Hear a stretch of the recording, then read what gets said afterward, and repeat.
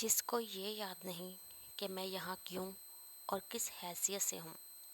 حورین نے اسے طیش دلانے والی مسکراہٹ سمیت طنزیہ نگاہوں سے دیکھا، جو ابھی تک اسی کے بیڈ پر برجمان بیک سے ٹیک لگائے اور اس کی بلینکٹ میں مزے سے پھسکڑا مارے بیٹھی اس کو چیلنجنگ نگاہوں سے دیکھ رہی تھی۔ جس رشتے کی میرے نزدیک کوئی حیثیت نہیں، اس سے جڑے شخص کی بھی کوئی اہمیت نہیں۔ Mind it, my so called wife.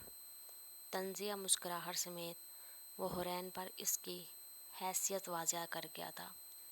سو جب اس رشتے کی کوئی حیثیت نہیں تو آپ کا بھی میرے روم میں کوئی کام نہیں۔ اپنا ٹھکانہ آپ خود ڈھونڈیں۔ میں فریش ہونے جا رہا ہوں، واپس آؤں تو آپ مجھے یہاں نظر نہ آئیں، ادروائز نتیجے کی ذمہ دار آپ خود ہوں گی۔ اپنا بیگ اور جوگرز اٹھاتے وہ حورین کو وارن کرتا ڈریسنگ روم میں غائب ہو گیا۔ اب اس کے آنے سے پہلے حورین کو کوئی حل نکالنا تھا۔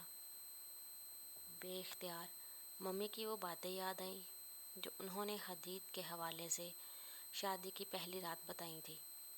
بیٹا، حدید کسی لڑکی میں انوالو نہیں ہے۔ اگر ایسا ہوتا تو میں خوشی خوشی اس کی پسند کو اپنی بہو بناتی۔ انفیکٹ وہ سیکرٹ سروسز کے ساتھ جنون کی حد تک اٹیچڈ ہے۔ اس کا ماننا یہ ہے کہ اس کی لائف اتنی پرفیکٹ ہے کہ جس میں بیوی اور اس سے محبت کی کوئی گنجائش نہیں۔ وہ اس رشتے کی حقیقت کو ماننے سے انکاری ہے۔ ہمارا کیا ہے، آج ہیں تو کل نہیں، مگر ایک ماں ہونے کے ناطے میں اس کو یہ بے وقوفی نہیں کرنے دے سکتی تھی۔ ابھی تو ہم ہیں تو اسے پرواہ نہیں، مگر جب ہم نہیں رہیں گے تو بہن بھائی کب تک اس کے ساتھ جڑے رہ پائیں گے۔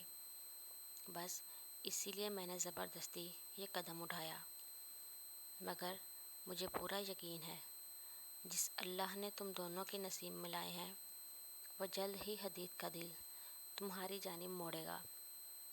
بس تم میرا ساتھ دو کہ کچھ ٹائم صبر سے اس کو برداشت کرنا۔ میں پوری طرح اس کی برین واشنگ کروں گی۔ بس کچھ دیر کی بات ہے، ایک ماں کی التجا سمجھ لو۔ سب باتیں دہراتے اس نے خود کو تسلی دی۔ کوئی بات نہیں حورین، کبھی نہ کبھی یہ بندہ تمہاری حیثیت مانے گا، بس کمزور نہیں پڑنا، ورنہ ان سب کو کیسے فیس کرو گی، خاص طور سے اپنے پیرنٹس کو جنہیں اپنی خوشگوار زندگی کی تسلی دی ہے۔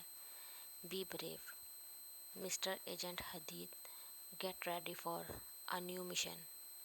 خود کو تسلی دیتے جلدی سے بیڈ سے اٹھی، الماری سے سنگل بیڈ بلینکٹ نکالا اور ابھی صوفے پر لیٹ کر کمبل میں گم ہونے ہی والی تھی کہ حدید ڈریسنگ روم سے باہر آیا۔ اس کو کمرے میں موجود دیکھ کر تیوری چڑھ گئی۔ شکل سے تو کچھ سینسیبل لگتی ہو، مگر حرکتیں بتاتی ہیں کہ کافی ڈھیٹ قسم کی بندی ہیں آپ، جن پر میری باتوں کا کوئی اثر نہیں ہوا۔ بیڈ پر دراز ہوتے ہوئے بڑی گہری طنزیہ نظروں سے حدید نے اسے دیکھا۔ حورین نے اگر حدید کی ممی سے ان کا ساتھ دینے کا وعدہ نہ کیا ہوتا تو ابھی سب چھوڑ چھاڑ نکل جاتی۔ جی بالکل، آخر اتنے دنوں سے اس کمرے میں ہوں، یہاں رہنے والی شخصیت کا کچھ تو اثر ہونا تھا۔ باقی رہ گئی میری حیثیت اور اس کمرے میں رہنے اور نہ رہنے کی بات، تو اس کا جواب آپ ممی سے لیجئے گا۔ میرا جواب شاید تسلی بخش نہ ہو۔ Good night. حدید کے دماغ کو مزید بھڑکاتے ہوئے حورین نے مزے سے کروٹ دوسری جانب لی اور کمبل سر تک اوڑھ لیا۔ اسٹوپڈ، دیکھ لوں گا تمہیں۔ دانت پیستے ہوئے حدید نے اس کی پشت کو گھورا اور سونے کی کوشش کی، جو شاید اتنی تھکاوٹ کے باوجود مشکل لگ رہا تھا، اور وجہ وہ وجود تھا جس نے حدید کو اپنی حیثیت کا بتا کر اس کا دماغ ٹھکانے لگا دیا تھا۔